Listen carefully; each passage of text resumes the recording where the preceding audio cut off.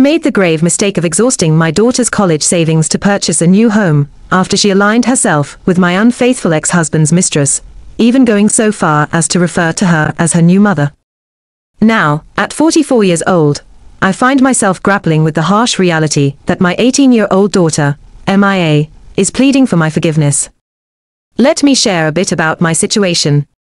I'm currently navigating through a tumultuous divorce from my husband of 2 decades, Jonathan, who is 45. Our marriage of 20 years unraveled when Jonathan, in his mid-40s, confessed to having an affair with his secretary, Alicia, a 34-year-old woman. This affair had been simmering for nearly a year before Jonathan finally mustered the courage to admit it to me a few months back. Devastated by his betrayal, I wasted no time in filing for divorce and promptly moved out of our shared home. Since then, I've been staying with a close friend, hoping to provide stability for MIA, as she prepares to embark on her college journey in just a few months. In the midst of this upheaval, I had anticipated that MIA would naturally side with me, given that I'm the one who has been wronged and left to pick up the pieces. However, to my utter dismay, she chose to align herself with her father instead. Initially, I was taken aback by her lack of communication. Just a week after the divorce was finalized, I reached out to her because she hadn't been in touch, not even to inquire about my whereabouts. On the day Jonathan revealed his affair and I left our home, MIA wasn't around, so I never had the chance to say goodbye or explain my departure. I waited anxiously for her to text me, hoping she'd reach out with concern, but no message came. Frustrated by nearly a week of silence, I decided to break the ice and texted her first, explaining that I was leaving her father due to his infidelity. Her response was chillingly indifferent. MIA admitted she was aware of the situation, but expressed that it didn't significantly impact her, because she felt it wasn't her concern. This nonchalant attitude struck me as odd, leading me to suspect that perhaps Jonathan had a conversation with her first, allowing him to shape her perception of our marriage and our relationship. It seemed he might have manipulated the narrative, feeding her misinformation about our past, which would naturally lead her to side with him over me. Determined to clarify things, I made numerous attempts to reach out and set the record straight. However, it appeared that Jonathan had genuinely convinced her of his perspective, and despite my efforts, MIA remained on his side. This baffling turn of events felt utterly insane to me, but as her mother, I refused to give up on her. I invested considerable time and energy trying to reconnect, arranging meetings whenever my hectic schedule with the divorce and my job allowed. Unfortunately, our interactions were sparse and unenthusiastic, with MIA often distracted by her phone, showing little genuine interest in spending quality time together. As the weeks passed, her cold shoulder only grew colder. She stopped responding to my texts entirely, effectively cutting me out of her life. Then, about a week ago, I stumbled upon an Instagram post she had shared. The photo featured her embracing Alicia, the very woman her father had been having an affair with, and MIA captioned it by referring to Alicia as her mother, accompanied by a heart emoji. This post was the final straw for me. Not only was I dealing with the loss of my marriage, but now it seemed I was also losing my daughter to the same woman who had betrayed me. Overwhelmed by a mixture of anger, betrayal, and heartbreak, I lost control. In a fit of desperation, I called MIA numerous times, nearly 17 times, until she finally answered. Her tone was clearly annoyed, but in that moment, her feelings didn't matter to me. I demanded an explanation for her post and her choice to acknowledge Alicia as her mother. She retorted that it was none of my business and chastised me for stalking her public account, despite me being her biological mother. I expressed my disgust at her siding with Jonathan despite his betrayal and for choosing to honor Alicia over me, the woman who had raised her all these years. MIA responded coldly, stating that she owed me nothing and threatened to block me to prevent me from seeing any more of her posts. She dismissed my pain and suggested that instead of complaining, I should focus on building a better future, much like she was attempting to integrate into her new family dynamic. Without warning, she ended the call and blocked me, leaving me utterly shocked and heartbroken. MIA and I had shared a close bond growing up, and while we had our disagreements, I never imagined she would betray me so completely. Our relationship had grown distant in recent years, but I always believed she loved both her parents equally. After that devastating phone call, I was inconsolable, crying for nearly an hour, unable to comprehend how my own daughter could treat me this way. Once I composed myself, I resolved not to let others continue to hurt me and to take control of my own life. Acting on Mia's advice to move forward, I made a drastic decision. I decided to use the substantial amount of money I had set aside for Mia's college fund to purchase a house I had long desired. Jonathan and I had both been saving separately to cover half of Mia's college expenses, never intending to dip into those savings. But seeing Mia's lack of gratitude, I felt it was time to prioritize my own happiness. I approached the real estate agent handling the house I had been eyeing in a beautiful neighborhood, offering not just the entire college fund, but even more to secure the property. The deal went through, and I was scheduled to move into my new home by the end of the month. To make a statement, I took a picture of the house and proudly shared it on my social media, signaling to everyone that I was moving forward with my life despite the chaos. However, a relative of Jonathan saw the post and forwarded it to him. A few days later, Jonathan confronted me via text, questioning how I managed to afford the house, especially since our last discussion had indicated it was beyond my budget. Unfazed by his judgment, I candidly admitted that I had used Mia's college fund to make the purchase, standing firm in my decision without any remorse. Jonathan erupted in anger, labeling me as an irresponsible mother and accusing me of being petty and jealous, especially because Mia seemed to have formed a bond with Alicia. He insinuated that my actions were a form of punishment for Mia siding with him and Alicia, which was entirely unfounded. I maintained that my decision was driven by a sense of self-worth and a desire to reclaim my life, no longer needing to chase after a daughter who had found solace in others. After that heated exchange, I hung up the phone, but the situation wasn't resolved. About an hour later, Mia reached out, her voice breaking with emotion as she sobbed uncontrollably. She questioned how I could spend her college fund, after always prioritizing her above everyone else. Her tears and pleading were overwhelming, but I couldn't ignore the depth of her hurt. When I asked if she was still putting me first by siding with Alicia, she explained that it was a gesture to make Alicia feel more comfortable as part of the family. She expressed that Jonathan still envisioned a future with Alicia, and that she was trying to balance both her old and new families without letting either go. Mia hadn't anticipated my hostile reaction, and admitted that she was pushing me away to avoid confrontation about her relationship with Alicia. Realizing the extent of the pain I had caused, especially when she started hiccuping in her sobs, a sign she was deeply distressed, I began to feel remorseful. She apologized sincerely, expressing regret for her actions and the hurt she caused, before ending the call.